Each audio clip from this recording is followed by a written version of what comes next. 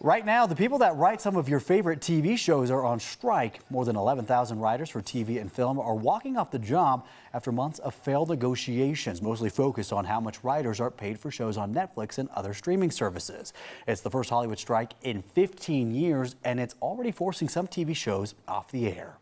Joining us this morning with the details on this strike is our 9 News legal analyst, Whitney Traylor. Good morning. Thanks for coming in. Sure thing. Good to be here. Good morning. So let's get one big question out of the way. For everybody that is in the middle of a season or they're expecting a new show coming up, what's going to happen to their shows? Let's get back to the basics, right? So everybody wants to know. I think you're going to see an immediate impact. In fact, I think last night they already started reruns on the late night shows. And the late night shows are hit immediately because most of their content it has to be completely relevant and current. And so with that writer strike, because remember, with the union, this is the Writers Guild of America, they're not allowed to do anything. They can't write, they can't pitch, negotiate, do all these other, I guess they could write on their own, but there's nothing that they can do together. So you're gonna see the late night shows, and then if this extends, depending on how long the strike goes, it will impact the drama and the network shows coming up. So you'll see an impact immediately. We were seeing some video there. I believe that was the last strike that happened. That one lasted 100 days. Does striking work? Striking does work. I mean, we saw it recently with King Soopers here in Colorado and the grocery store strikes, and that's the whole point. I mean, the National Labor Relations Act, that was what established our right to unionize and collectively bargain. That was in 1935, and back then, employees didn't have a lot of rights. And even now, you could still argue that you have the profits and the corporations versus the little man.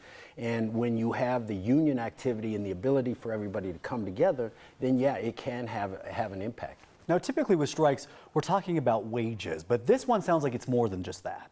Well, I think wages is a major part of it, and part of the issue is because of the online streaming. And so with the streaming, they're saying our wages are getting less and less. They're being forced into these mini rooms, and when you count for inflation, they're making about 23% less than they were 15 years ago. So this is a major issue. And then there's also real concerns with artificial intelligence and how that's going to impact things. So the writers are really, this was after months of negotiation, and they are in a tough spot, if you will, because these wages and what they're being forced to do, and they're not getting the residuals. And what they were asking for is about $429 million more, and the producers were putting up about $86 million. So there's still a pretty big gap. Yeah, they've got to come together a lot. I mean, a lot has changed in the last, since they did the last contract negotiations. Not only in terms of wages, you were talking about inflation, AI as well, but also streaming is a big part of this as well. Yeah. Streaming is a huge part of it because they're shorter seasons, they need less writers, and they're actually paying them less, even though there's more volume on the streaming.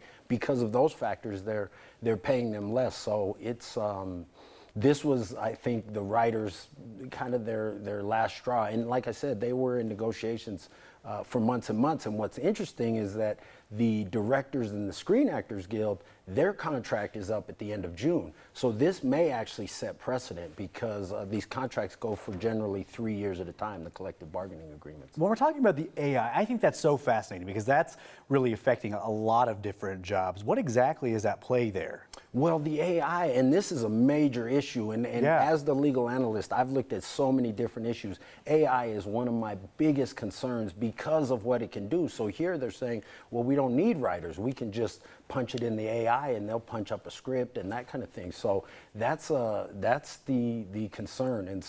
And there's a lot of people in the tech industry who are trying to stop AI. I just took a road trip and I listened to CPR and NPR the whole way, and the majority of the conversation was about AI and its advancement and how we've gone too far. Oh yeah, because it's starting to do things on its own. It's like a scary. Really creepy thing that's happening out there. Yeah, in real life. Which was written by real people. Exactly. Whitney, thank you. All right.